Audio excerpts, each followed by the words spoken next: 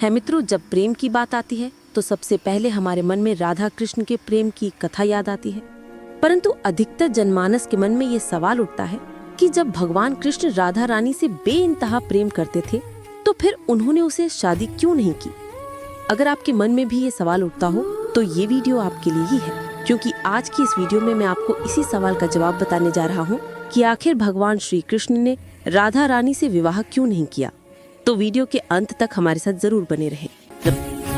हिंदू धर्म ग्रंथों में इस प्रसंग से जुड़ी कई कथाएं प्रचलित हैं, जिनमें से सबसे पहली कथा के अनुसार ऐसा माना जाता है कि राधा कोई और नहीं बल्कि श्री कृष्ण का ही एक रूप थे।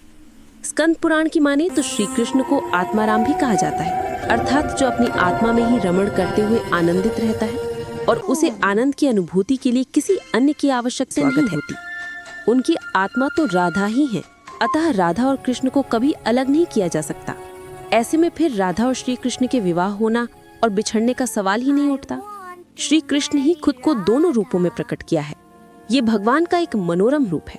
पुराणों में उनके इस रूप को रहस्य, आध्यात्मिक और दर्शन से जोड़कर देखा गया।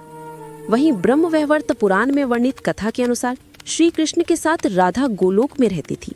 एक बार उनकी अनुपस्थिति में श्री कृष्ण अपनी दूसरी पत्नी विरजा के साथ घूम रहे थे, तभी राधा आ गई। विरजा पर नाराज होकर वहां से चली गई। श्री कृष्ण के सेवक और मित्र श्री दामा को राधा का ये व्यवहार ठीक नहीं लगा और राधा को भला बुरा कहने लगे। राधा ने क्रोधित होकर श्री दामा को अगले जन्म में शंखचूड़ नामक राक्षस बनने का श्राप दे दिया। इस पर श्री दामा ने भी उनको पृथ्वीलोक पर मनुष्य रूप में जन्म लेकर 100 वर्ष तक कृष्ण वियोगी का श्राप दे दिया। राधा को जब श्राप मिला था तब श्री कृष्ण ने उससे कहा था कि तुम्हारा मनुष्य रूप में जन्म तो होगा, लेकिन तुम सदैव मेरे पास रहोगी।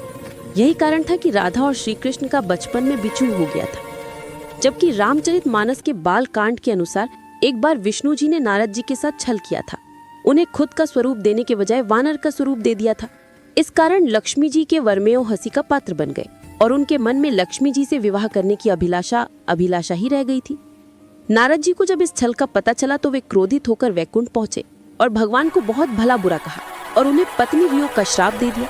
नारद जी के श्राप की वजह से राम अवतार में भगवान रामचंद्र जी को सीता का वियोग सहना पड़ा था और कृष्णावतार में देवी राधा का। इसके अलावा एक अन्य पौराणिक कथा के अनुसार राधा कृष्ण से 5 वर्ष बड़ी थी। राधा ने कृष्ण को पहली बार जब देखा था जब उनकी माँ यशोदा ने उन्हें उखाड़ से बांध दिया था। कुछ लोग कहते हैं कि वो पहली बार गोकुल अपने पिता वृषभानु जी के साथ आई थी, तब कृष्ण को पहली बार देखा था।